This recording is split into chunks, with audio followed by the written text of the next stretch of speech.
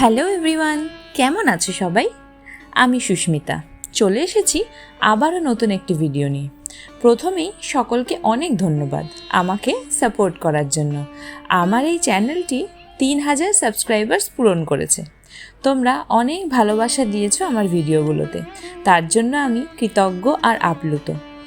আজ তোমাদের সাথে শেয়ার করব শোভাবাজারের অতি প্রাচীন ভূতনাথ মন্দিরের একটি ভিডিও এবং তারই সাথে মোটা মহাদেব মন্দির বা বুড়ো শিব মন্দিরের ভিডিওটি শেষ অবধি পাশে থেকো, আশা করি ভীষণ ভালো লাগবে। প্রথমেই যাচ্ছি আজ ভূতনাথ মন্দিরে। শোভাবাজার মেট্রো স্টেশনে নেমে গেট নাম্বার 1 থেকে বেরিয়ে অটো ধরে 15 টাকা মাথা পিছু ভাড়া দিয়েই ভূতনাথ মন্দিরে পৌঁছে যাবে। এছাড়াও চক্র রেল ধরে পৌঁছতে পারো এখানে, আর হাওড়া থেকে এলে লঞ্চে করে আহিরিটোলা ঘাটে নামবে। আহিরিটোলা ঘাট থেকে 2 মিনিটেই হাঁটা পথে পৌঁছে যাবে ভূতনাথ মন্দির।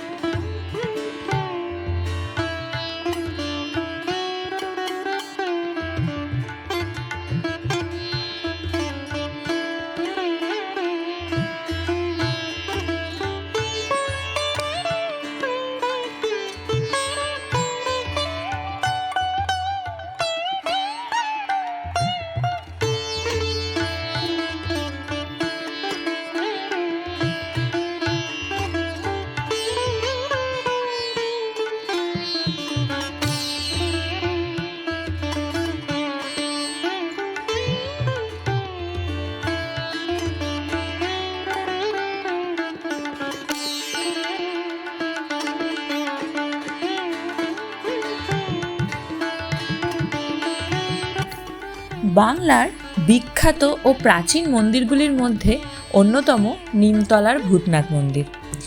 বাবা ভূতনাথ ধামকে একটি পবিত্র স্থান হিসেবে বিবেচনা করা হয়, যেখানে সমস্ত ইচ্ছে পূরণ হয় ভক্তদের। ভূতনাথ মন্দিরের ভূতনাথ হলেন শিব। ভগবান শিবের প্রাক নটরাজ রূপের দেখা মিলবে এখানে। মন্দিরের উৎস সম্পর্কে খুব বেশি কিছু জানা যায় না। প্রচলিত কথা অনুযায়ী বারাণসী থেকে এক অঘরী সাধু এসেছিলেন হুগলি নদীর তীরে। তিনি মন্দিরে শিবলিঙ্গ প্রতিষ্ঠা করেছিলেন। স্থানীয় নিমতলা শ্মশান থেকে একটি পোড়া দেহের ছাই নিয়ে ভগবান শিবের পুজো করা হয়। প্রায় 300 বছর ধরে চলে আসছে এই রীতিটি। মন্দিরের গর্ভগৃহের চারপাশে, অর্থাৎ শিবমূর্তি যেখানে স্থাপিত আছে তার চারপাশে রূপোলি ব্যারিকেড বেশ আকর্ষণীয়। এখানকার বিখ্যাত পুজো হলো ভস্মারতি। এছাড়াও প্রতিদিন সন্ধ্যায় ফুল দিয়ে ভগবান শিবকে সাজানো হয়।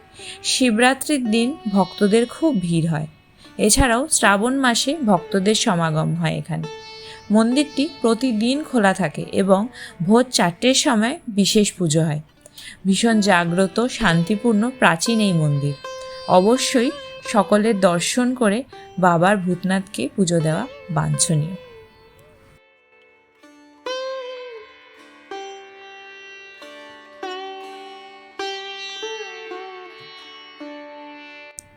রবীন্দ্রনাথ ঠাকুরকেও এই নিমতলা মহাশ্মশানেই দাহ করা হয়েছিল। ঠিক ভূতনাথ মন্দিরের পাশেই দাহ করা হয়েছিল কবিগুরুকে।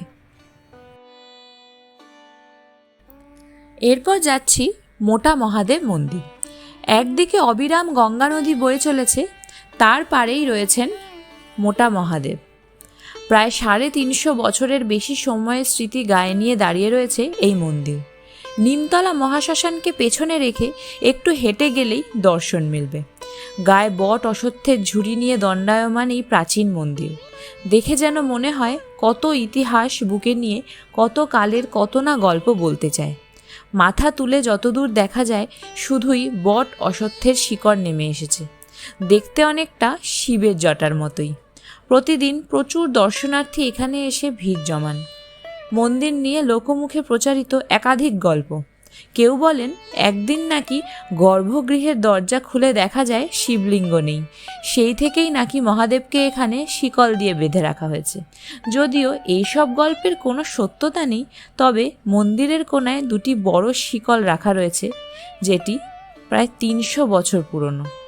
1716 সালে হাটখোলার দত্ত পরিবারের মদনমোহন দত্ত এই মন্দিরটি প্রতিষ্ঠা করেন। এটিকে সম্প্রতি কলকাতা হেরিটেজ হিসেবে ঘোষণা করা হয়েছে। কিন্তু মনে প্রশ্ন জাগে যে এত জাগ্রত মন্দির কেন এরকম ভগ্নপ্রায় অবস্থায় দাঁড়িয়ে? বহুবার সংস্কারের উদ্যোগ নেওয়া হলেও মন্দিরের গায়ে হাত দেওয়া যায়নি। হয়তো বাবা এভাবেই থাকতে চান। প্রতিদিন ভোর 5টায় খুলে যায় মন্দিরের দ্বার। প্রকাণ্ড এই শিবলিঙ্গে জল ঢালতে লোহার সিঁড়ি বেয়ে উঠতে হয়।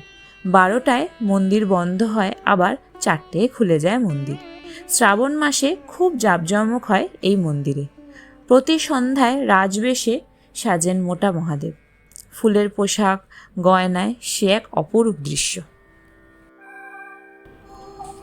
তাহলে আজ এখানেই ভিডিওটা শেষ করলাম।